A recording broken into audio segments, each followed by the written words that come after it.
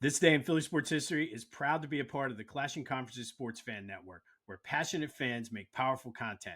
Check out theclashingconferences.com and join the squad today.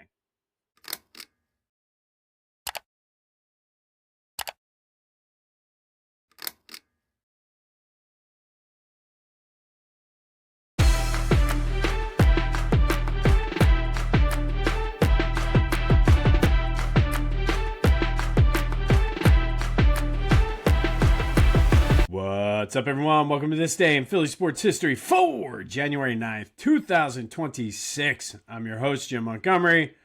Welcome to a Feel Good Friday edition of the podcast, a wild card weekend. Feel Good Friday, getting pumped for the game. But I got to tell you, I'm exhausted. This week has been long. First week back from work after the holidays. Lots of changes going on at work. Personally, I had 3 interviews, and when I tell you going on interviews are exhausting, man, but I know it's a good problem to have, but man, I'm tired. But also a little bit tired because I was up late editing the Brotherly Birds breakdown with Kyle, but I had to stay up and watch the end of that Miami Ole Miss game, and if you missed it, man, that second half was outstanding. Back and forth the entire time. And I will say, again, this is not Philly sports related, just going on a little rant here. ESPN, I never really paid attention to these before, but I happened to see it, and I like Pat McAfee, so I was like, you know what, let me check it out. I guess it was the Pat McAfee show was standing in the end zone commentating the game, which was pretty entertaining. So ESPN, shout out to you for having that. Like, that was pretty awesome and entertaining to listen to. Nothing against Herb Street and Fowler, but it was actually I enjoyed that more than the actual game itself. But hopefully tonight's game, the Peach Bowl, is shout out to Michelle from Fort Washington. It's her favorite bowl game of all time. So hopefully she will be enjoying the Peach Bowl as Indiana takes on Oregon. There's a Philly sports tie there, though. Kyle Schwarber is one of the honorary captains, played baseball at Indiana. So I'm a Big Ten guy anyway, so I will be rooting for Indiana just because their story is amazing. But Peach Bowl tonight, Kyle Schwarber will be on the field as one of the honorary captains for the Hoosiers. All right, getting into some Philly sports and Eagles news. Trent Williams does look like he's going to play for the 49ers. Again, I don't wish injury on anyone, and I almost would rather have him play to sort of take away the excuse that if the Eagles win, inevitably 49ers fans will use. So looks like he is going to at least attempt to play. Hamstring injuries, especially for a tackle, though, it's going to be tough. But from an Eagles standpoint, they're going to be healthy. I don't see any way that Lane Johnson won't play. N'Kobe Dean was a full participant in practice. He said he is playing. So we'll see. But I don't think there's any way Lane is not going to play in this game. I guess we'll find out more officially today. But I'm pumped. I'm ready for this game. If you read Brandon Graham's letter that he wrote to Eagles fans and you don't get goosebumps and want to run through a brick wall, you need to check your pulse, man. He totally gets it, gets everybody fired up, and kind of really gave more of an explanation of why he came back. He's ready for this.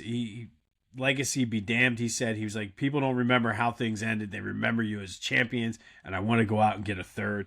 I'm paraphrasing, but man, if you haven't, read Brandon Graham's letter. Normal pomp and circumstance for this game will be a flyover. Always enjoy when they do flyovers.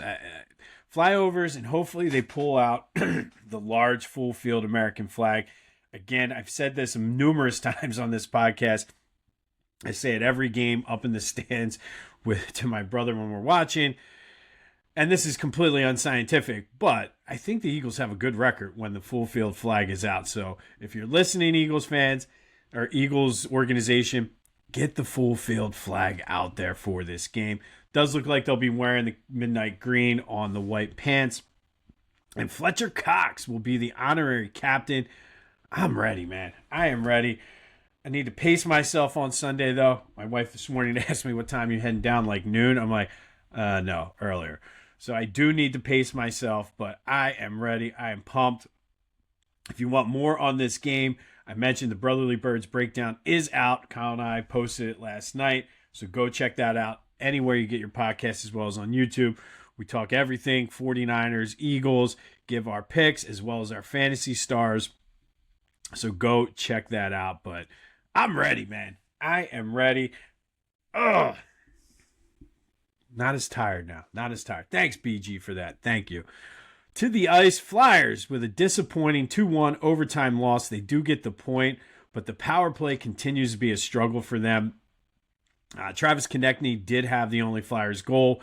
Didn't play the third period in overtime due to being injured. Not a good injury for the Flyers. Rick Tocchet didn't have any information, so hopefully we get an update on that today. And to make matters worse, former Flyer Scott Laughton tied it up for the Maple Leafs. So not a good. They get the point. They get the point, but they do suffer the loss. So they are back in action tomorrow down at the X versus the Tampa Bay Lightning. Sixers are in Orlando tonight to take on the Magic, and then they are up in Toronto Sunday to take on the Raptors. And again, I have not been reporting a lot on Phillies rumors, but I mentioned this when they signed Don Mattingly as their bench coach. I said, don't be surprised because of the relationship he had. Apparently, the Phillies do have a meeting at some point next week with Bo Bichette. They talked about the Phillies being the favorite to sign him. Also talked about the relationship with Mattingly.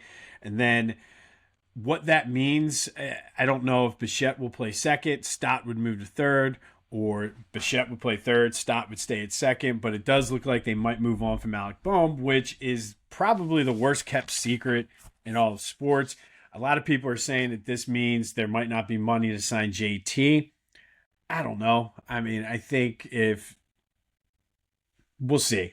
I mean, I don't think JT is going to command that much, but this is the kind of move that Dave Dombrowski needs to make. Infuse a little bit of young talent, young all-star talent into that lineup to go with Harper and Schwarber and Turner. And again, I think the Alec Boehm experiment, it is what it is at this point.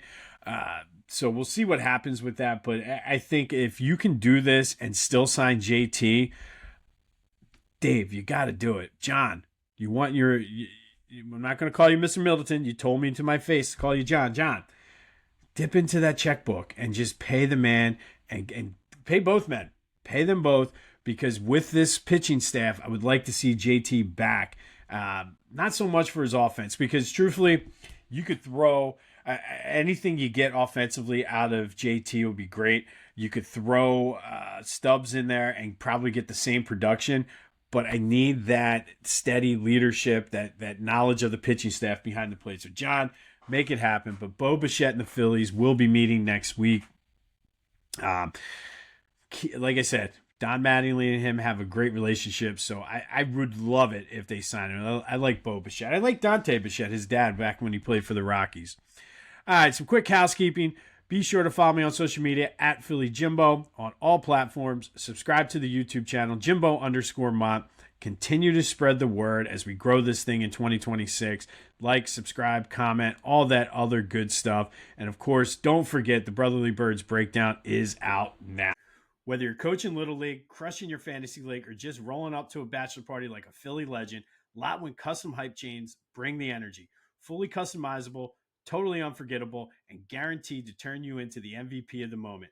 Great for teams, groomsmen, or anyone who wants to show off with some serious swagger. Go to Lotwin.com, use the promo code TCCPOD, and get 10% off your own custom hype chain. Lotwin, let's get hyped together. All right, before we get into January 9th, yesterday's trivia question. I asked you in honor of John Van Beesbrook winning his 350th game with the Flyers, or as a member of the Flyers, I should say, yesterday, who is the all-time leading wins leader in NHL history? And that would be Martin Brodeur, the guy that tormented us for years for the Devils. Thank you to everybody who reached out. Had some fun going down. A lot of knowledgeable hockey fans out there, as you guys nailed the top five yesterday.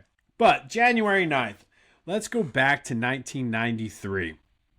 Rick Natras scored 2 goals. Mark Recchi and Pelle Eklund also scored as the Flyers beat the Rangers 4-3 at the Spectrum. This was the Flyers' 1,000th win as a franchise. They become the first, quote-unquote, next 6 franchise to reach the 1,000 milestone. And for those keeping score at home, including last night's overtime loss, the Flyers have 2,228 wins in their franchise history.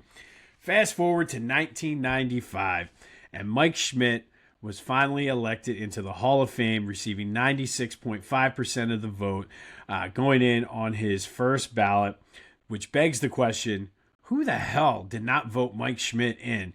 Why is it not 100%? A little quick side note on Mike Schmidt.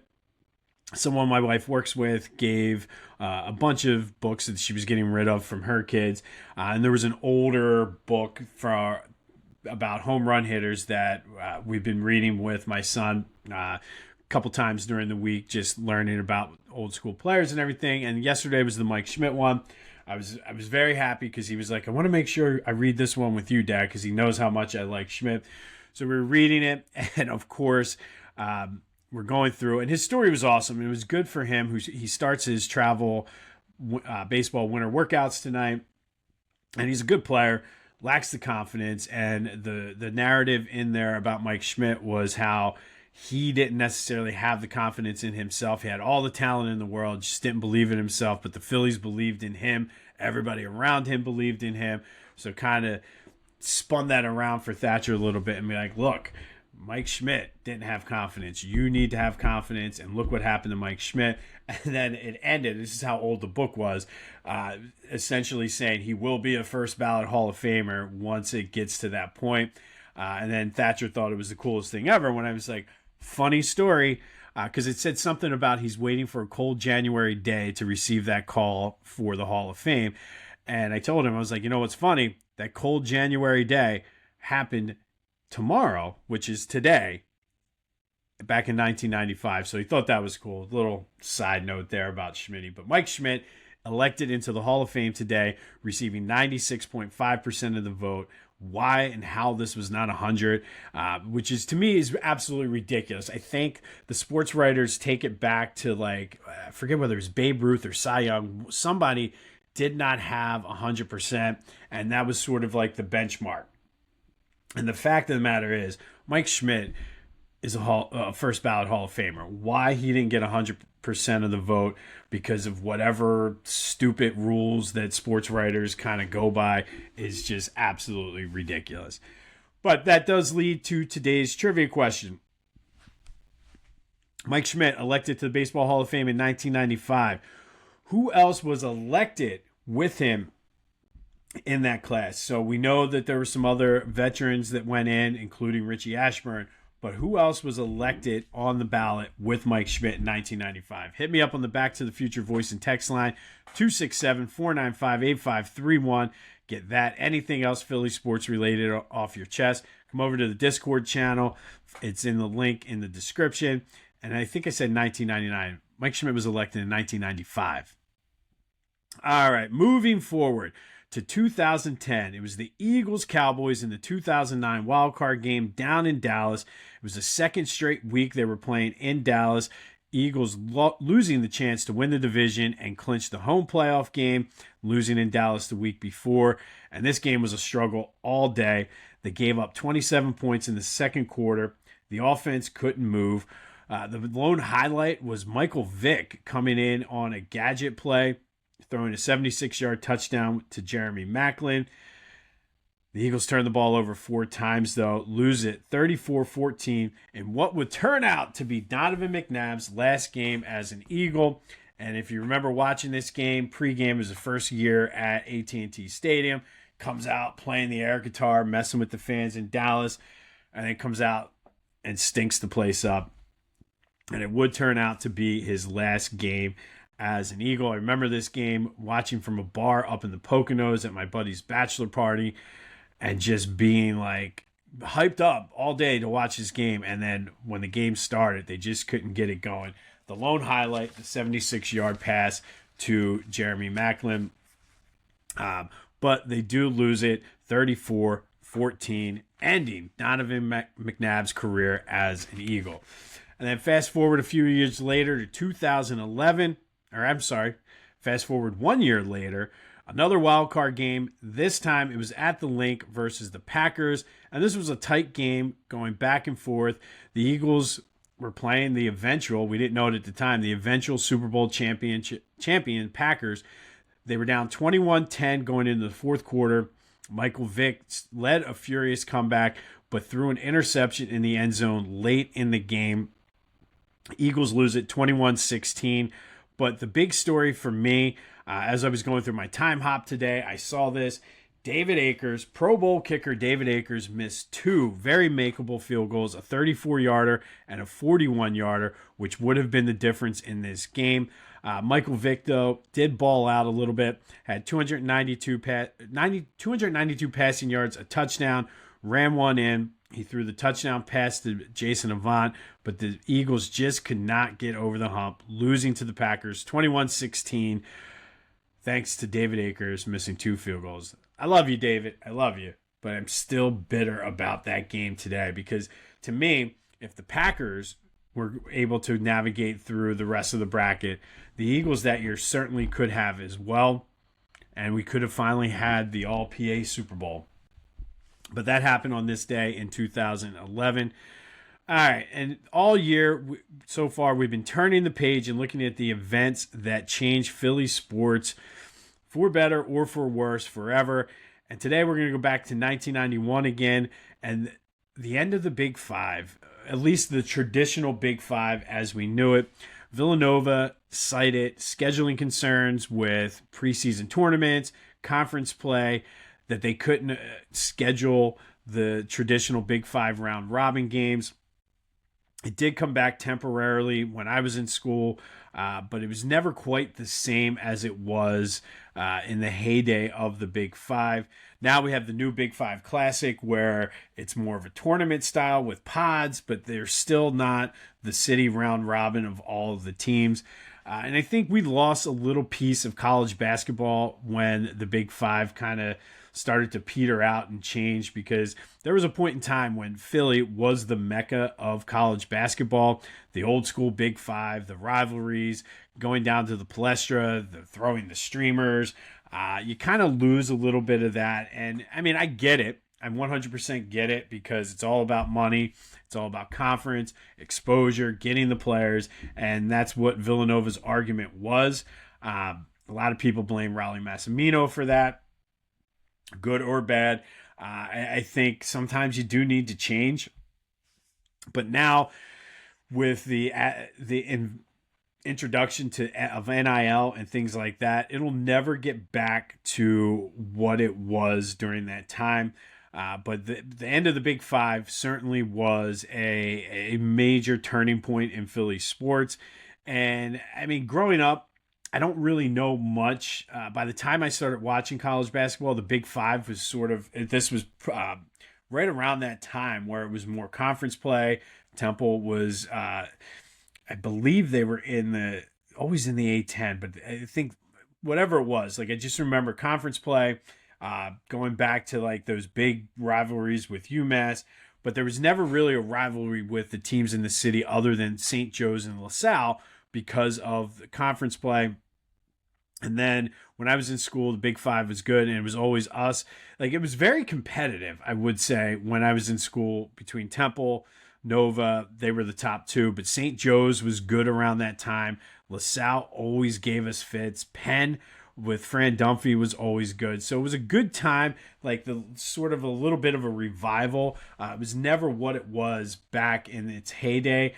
But then once the NIL and everything came into play, it just was downhill from there.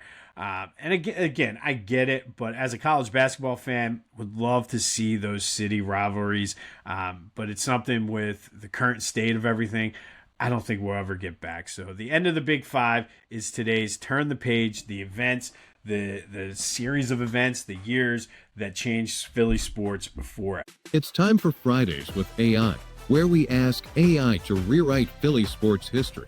Every Friday, only on This Day in Philly Sports History. That's right.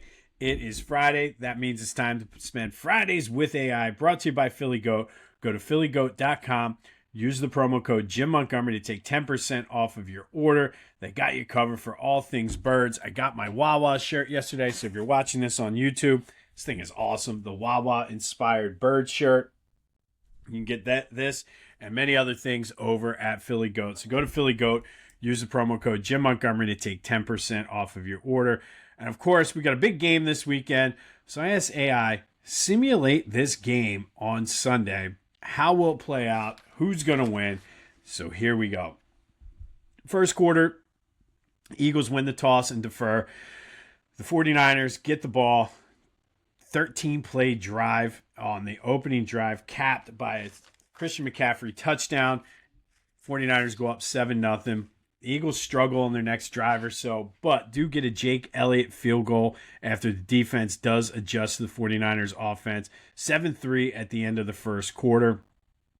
Then into the second quarter, the offense comes to life. Jalen Hurts to A.J. Brown on a critical third down leads to a Jalen Hurts tush-push touchdown. But of course, the Niners come storming right back. Kittle with a touchdown pass. The Eagles, though, do get the ball right before half. 2-minute drill, kick a field goal, take a 13-10 lead into halftime. And then the third quarter, the Eagles control the clock after the second half kickoff. Hurts leads a 12-play drive down the field, which leads to a touchdown pass to Devontae Smith. The 49ers do have two good drives, get into the red zone, but the defense stiffens as they do all year, or have done all year. And the Eagles lead it 20-16 at the end of the third quarter. As we go into the fourth quarter, 49ers scoring a 17-yard touchdown pass to Christian McCaffrey. George Kittle with a couple key third downs on this drive. And then the Eagles answer right back. Jalen Hurts with an 18-yard scramble on 3rd and 8 for a first down. Culminates with Saquon Barkley running it in from 6 yards out. San Francisco, again, though, comes down. They are driving for the game-winning score, but Brandon Graham, our pal Brandon Graham, with a huge sack on 4th down on Brock Purdy, seals it. Eagles beat the 49ers 27-3. Jalen with those two total touchdowns does not turn the ball over. AJ goes over 100 yards. Smitty with 60 yards and a touchdown catch. Saquon 125 total yards in the touchdowns.